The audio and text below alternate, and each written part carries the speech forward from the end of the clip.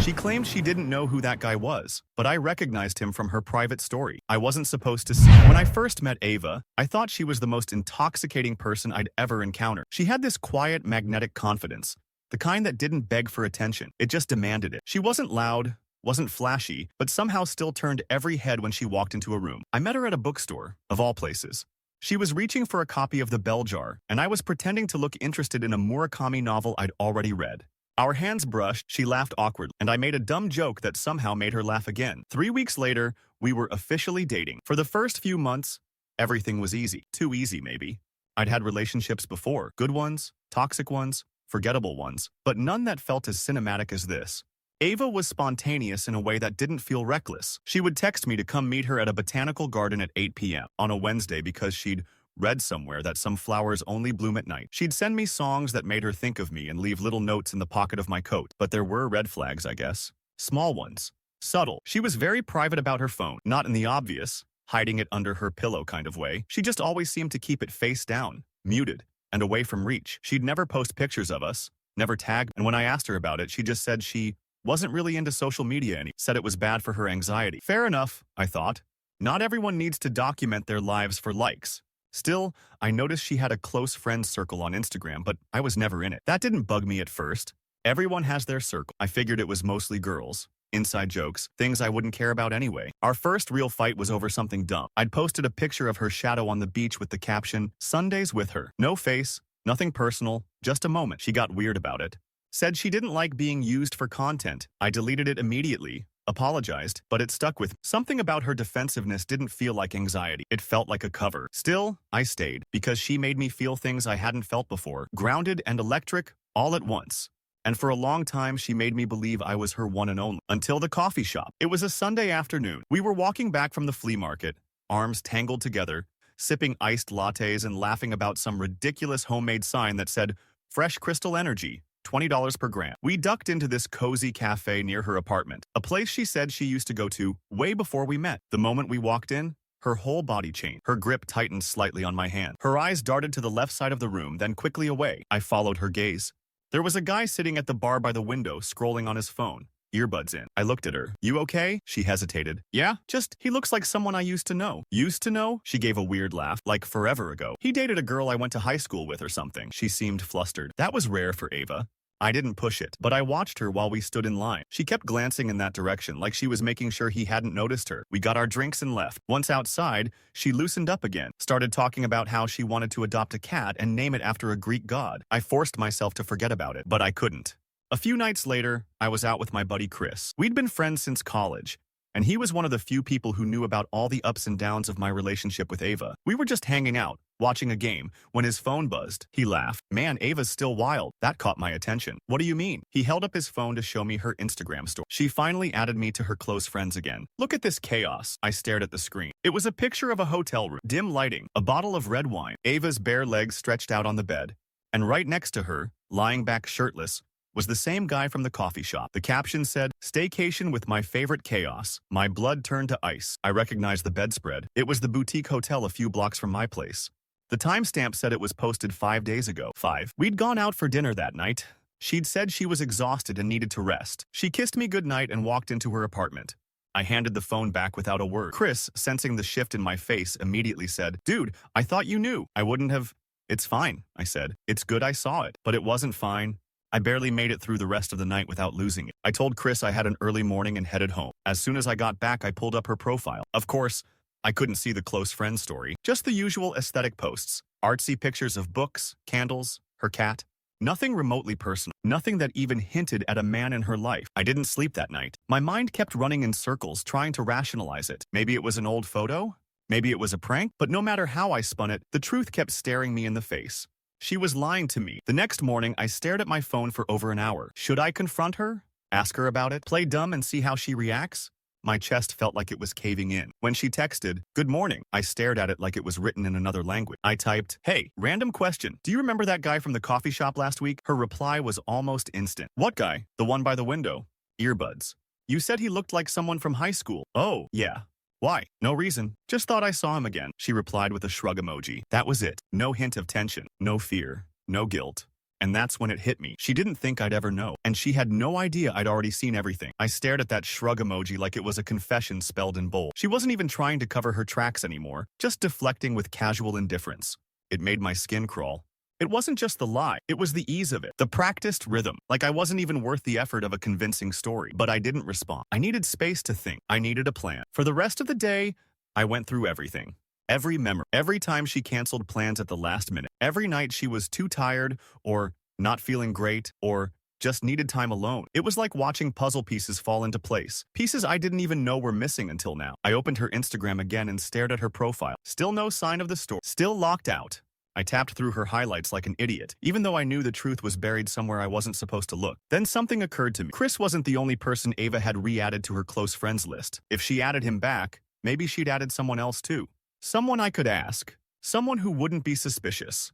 I thought about Jamie, a girl Ava used to work with at her last job. We'd hung out a few times as a group. Jamie liked me well enough, and from what I could tell, she was decent. No drama, no loyalty games. I sent her a message. Hey, random question. Are you still on Ava's close friends on Insta? She responded a few minutes later. I think so. Why? I hesitated. Can you do me a huge favor and screenshot whatever's up there right now? You don't have to say anything. Just, I need to see it. She didn't even ask questions. 2 minutes later, I had them. 5 separate stories. A boomerang of her clinking wine glasses with someone off camera. Her feet tangled with his on a hotel bed.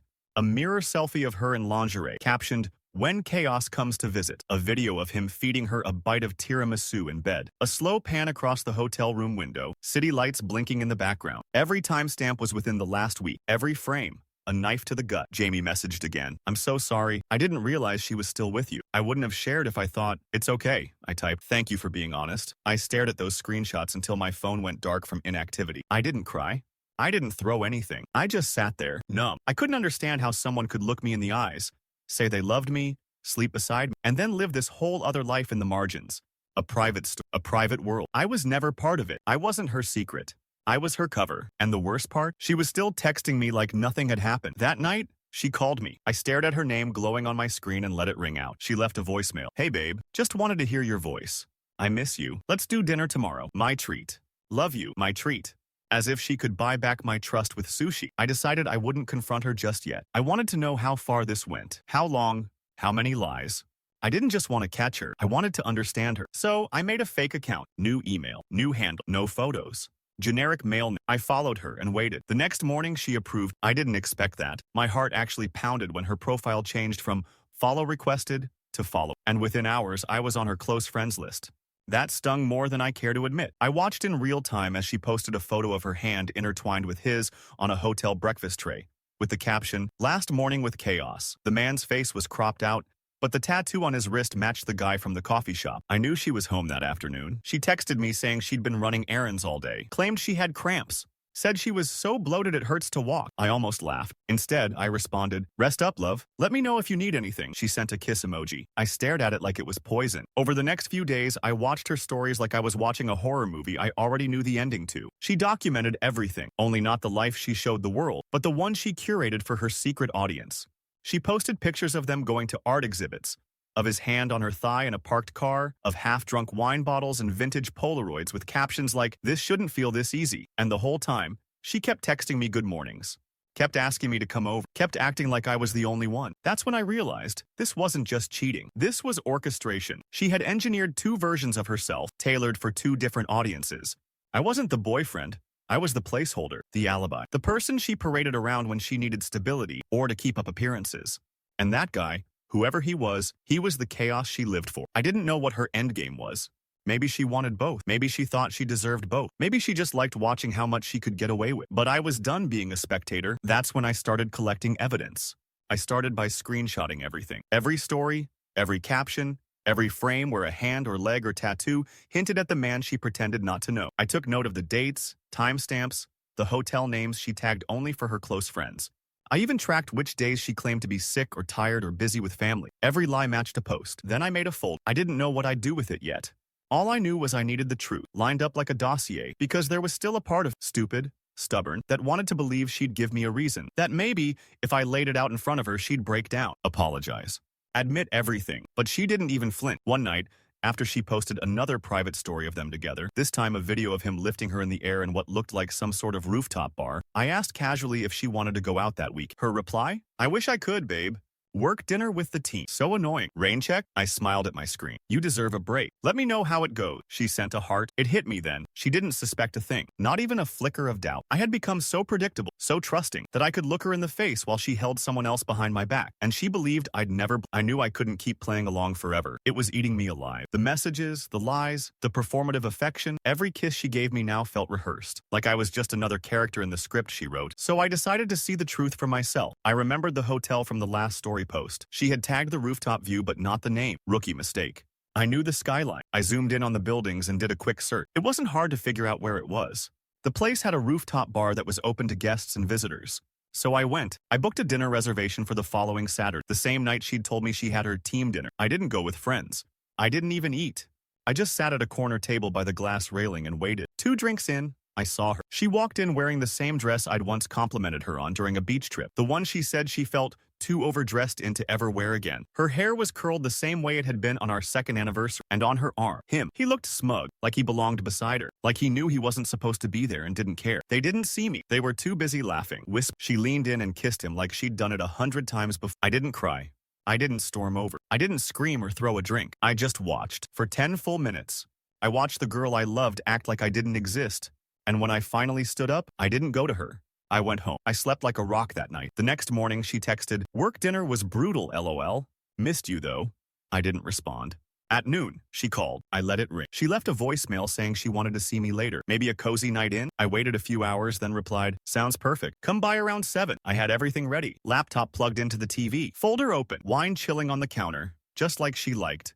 Candles lit. Same playlist we'd played the first time she said, "I love you." She came in wearing leggings and an oversized hoodie. Hair tied back. No makeup. Casual Ava. My Ava. She smiled and kissed me. I kissed her back. "You okay?" she asked, sensing something. "Yeah," I said. "Just been thinking a lot." She flopped onto the couch and grabbed the remote. "What are we watching?" I handed her a glass of wine. "Actually, I want to show you something first." She looked at me, curious, then turned toward the screen as I hit play. The first image came up. A screenshot of her story. The hotel bed. Wine. 2 feet. She froze.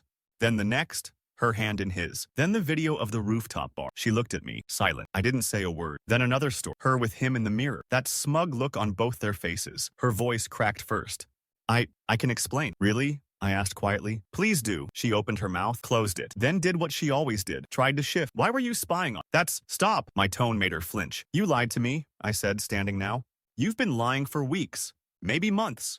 You played me." Tears welled in her eyes. "It wasn't supposed to happen like this," she whispered. "Then how was it supposed to happen?" "I don't know," she snapped suddenly. "You were always so good, so stable. I thought I wanted that. But he made me feel something else. And I didn't want to lose either." I nodded slowly. "And instead you're going to lose both." She stood, desperate now. "Wait, please. We can talk about this. I messed up. I know. But I love you." "You love control," I said. "You love getting away with things. You love being the center of your own little universe where no one gets to call you out. That's not fair. Neither was this." She sobbed then, really sobbed, reached for him. I stepped back. She stood there, tears streaking her cheeks, mascara smudged, looking more lost than I'd ever seen her. "I didn't mean to hurt you," she whispered. "But you did," I said. "And the worst part is, you never thought you'd get caught." She didn't say anything after that, just stood there, breathing hard, like she was waiting for me to take it all back, to tell her it was okay. That I still loved her, that we could fix it. But I didn't move. I didn't speak. I wasn't going to rescue her from the weight of her own choices. When she realized I wasn't going to fold, her expression shifted. The tears were still there, but her eyes hardened. The desperation turned to something cold, defensive. "So what now?" she said, arms crossing. "You humiliated me, and what? This is your mic drop? You feel better now?" That almost made me laugh. She was cornered, exposed, and still trying to rewrite the narrative. "No," I said. "This isn't for me. This is the end of whatever story you were telling yourself. You wanted to play both sides, and now you can't." She scoffed and looked away. "You don't get it. You never did." "Then explain it," I offered. "I'm right here." Her mouth opened, then closed. Whatever speech she'd prepared evaporated into silence. She looked at the screen again, still frozen on one of her posts. Her sitting in his lap captioned, "I'm not supposed to want this, but I do." I watched the shame creep back into her eye. Or maybe it was regret. Hard to tell with Ava. She'd worn so many masks around me that by now I wasn't sure which one was real, if any. "I think you should go," I said finally. She didn't argue. She picked up her phone, her keys, her bag, and walked out. She didn't slam the door. She didn't yell. She just left. And for a long moment, I stood in the middle of my apartment staring at the closed door, wondering how something that had once felt so beautiful could rot so thoroughly from the inside. The following days were quiet. Too quiet. I didn't hear from her. Not a text, not a call, nothing. I deleted her number, blocked her on everything, but I still caught myself checking her public profile. It was empty. No new posts, no stories, no trace of the chaos she used to share with her secret audience. It was like she'd vanished, but Ava never disappeared for long. A week later, Chris texted me a screenshot. Dude, she's telling people you cheated on. The post was vague, one of those healing captions over a blurry photo of a candle in a journal. When you give someone your heart, and they just shatter it with lies. Never again. I stared at the screen, jaw clenched. There were comments, sympathetic ones. You deserve better, Queen. His loss. Been there. Stay strong. And right there in the replies, thank you. He fooled everyone. But I know my worth now. I was stunned. Not because she lied, but because of how effortlessly she rewrote the story. I shouldn't have been surprised. Ava didn't just lie. She crafted narratives. She didn't just cheat, she edited the memory of it, and part of me wanted to go public, post every screenshot. Tehe, let the world know who she really was, but I didn't. Because at the end of the day, I wasn't trying to win some social media. I wasn't trying to prove anything to strangers online. I just wanted peace. I wanted my life back without her ghost in every room. Still, it burned. Watching people coddle her, not knowing the truth, and it only got worse. I started hearing whispers from mutual friends, carefully phrased concerns, vague mentions of what really happened, awkward silences in group chats. It was clear she'd been doing damage control, painting me as controlling, jealous, possessive, the kind of guy who checked her phone and didn't trust her and drove her away. I wanted to scream. Instead, I reached out to Jamie. I sent her everything. The screenshots, the timelines, the video of Ava and the other guy from the rooftop bar. I didn't ask her to spread it. I just said, I need someone else to see this. To know I'm not crazy, she replied within minutes. Oh my God, I'm so sorry. I had no idea it was this deep. She's been telling people you were paranoid and insecure. I thanked her, told her I didn't want drama. I just couldn't sit quietly while my name got dragged through the mud. A few days later, Jamie texted again. She's losing people. Word's getting around. I didn't ask how. Didn't want to know, but I could feel the shift. Mutual friends stopped liking her posts. Some unfollowed her. A few even reached out to me, tentatively, awkwardly, saying they heard things and were sorry for not checking in sooner. I kept it simple. It's done. I'm moving on. And I was. Slowly, painfully, but surely. One day, I got a message from a guy named Marcus.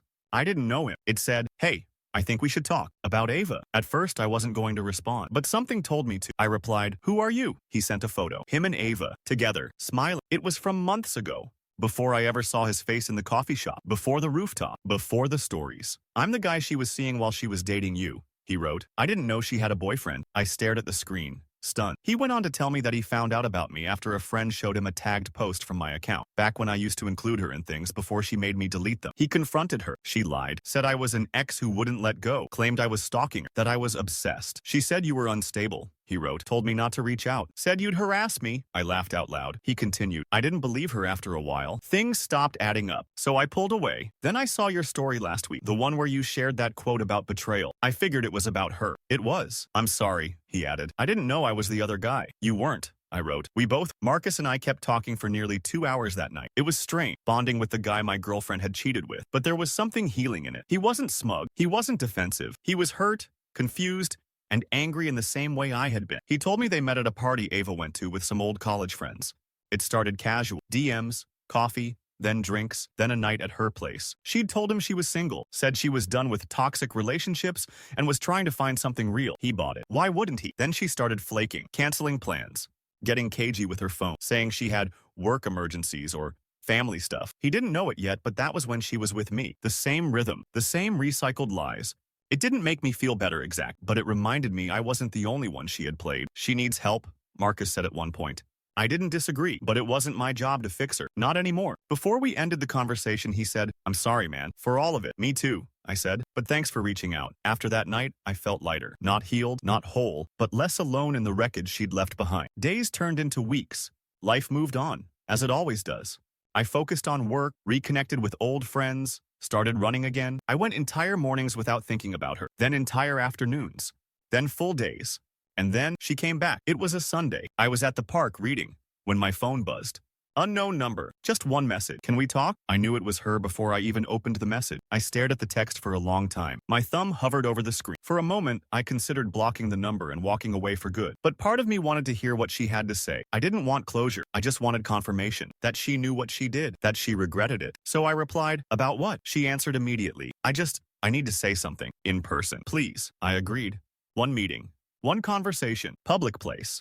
No emotion. No yelling. Just the truth. We met at the same cafe where she first saw Marcus. Full circle. She looked smaller, like the guilt had finally settled into her skin. No makeup. No performative glow. Just Ava. Quiet, trembling, eyes rimmed red. She sat down across from me, hands wrapped around a mug she hadn't touched. I don't know how to start, she said. I waited. I messed up, she whispered. I know that doesn't even begin to cover it, but I need you to hear it from me. Okay, I said. She took a breath. I didn't plan to cheat. I swear to God I didn't go looking. It just happened. And I kept telling myself I could stop, that it didn't mean anything, that you were the one I really wanted. I raised an eyebrow. But I lied. To you. To him. To myself. And the longer I kept it going, the harder it was to admit how far I'd gone. I didn't interrupt. I didn't offer her a lifeline. I just watched her sit in her shame. I told people you cheated on, she added, voice barely above a whisper. I know, I said. She winced. I thought if I could just spin it fast enough, I could outrun the truth. But people started putting things together. James, Chris, even Marcus. She looked up at me. He reached out to you, didn't he? I nodded. Her voice cracked. He blocked, said I was toxic, said he should have known better. He should have, I agreed. Silence stretched between us. Outside, cars passed. Inside, the hum of quiet conversation and clinking cups. It felt surreal, like we were two actors performing the final scene of a play that had long since lost its meaning. I'm not asking for forgiveness, she said finally. I needed to own it. I needed you to know that you didn't imagine any of it, that it wasn't your fault. I nodded slowly. Thanks for saying that, I said. But I don't need anything from you anymore. Not closure. Not guilt. Not explanations. Just space, she nodded. Eyes wet. I understand. We sat there for another minute. Then I stood up. I hope you figure out what you want, Ava. And I hope you stop hurting people in the process. She didn't follow. She didn't call out. She just watched me leave. That was the last time I saw her. 3 months passed. By then, Ava had all but disappeared from my life. She stopped posting. People stopped talking. The ripples she made eventually flattened into stillness. She became something like a ghost, familiar, once loved, but unreachable. And I was healing. Not the glamorous, cinematic kind of healing. The real kind. The slow, mundane kind. Deleting photos one by one. Removing songs from playlists because they made my stomach twist. Unlearning the way I used to check my phone expecting her name. Learning, slowly, that silence doesn't mean abandon. It sometimes means peace. I went back to the bookstore where I first met her, not because I was nostalgic, because I was reclaiming it. I picked up the bell jar, the same one she reached for that day. I flipped through it and smiled. Then I put it back. Not everything needs to come full circle. Some things are better left right where they started. One night, Chris invited me to a get-together. He said it was just a few people, casual, low-key. I almost said no, but something in me said yes. It was the first time I'd been around new people in a while where I didn't feel like I was carrying something broken in my chest. I laughed. I told stories. I didn't mention her once. There was a girl there named Elena, soft-spoken, kind eyes. She listened more than she talked, and when she did speak, it was with thoughtfulness, not the curated confidence Ava used to perform. She asked questions, real ones. And when she asked what I did for a living, it didn't feel like a setup for judgment. It felt like she genuinely wanted to know. We talked for a while that night. Then we didn't talk again for a few weeks. Until she messaged me out of nowhere. Hey, random, but do you remember the name of that documentary you mentioned about Icelandic volcanoes? I hadn't, in fact, mentioned. So I replied, that's the smoothest icebreaker I've heard in months. She sent a laughing emoji. Then we started talking for real. It wasn't dramatic. It wasn't intense. It was easy, effortless. She didn't flood my phone with love bombs or cryptic messages. She didn't disappear for hours or make me feel like I had to earn her affection through suspicion and doubt. She was just steady. We went for coffee 2 weeks later, then lunch, then a long walk in the rain where she didn't try to hide under anything. She just laughed and let herself get soaked. She didn't remind me of Ava at all, and that was the best part. I don't know what the future holds. I'm not rushing toward anything, but I do know this. I'll never again confuse secrecy with privacy. I'll never mistake manipulation for mystery. I've learned that love isn't supposed to feel like a game you're always losing while smiling through your teeth. A few days ago, I opened that old folder, the one with all the screenshots, the proof, the lies. I scrolled through it once, then deleted it. Not out of denial, but because I no longer needed the evidence to validate what I already knew. The truth is, sometimes people love you with the version of themselves they think you want, and sometimes they love how you love them, but not you. Ava was in love with the pedestal, not the person, but I climbed down, and now I walk forward, eyes open, lighter, freer.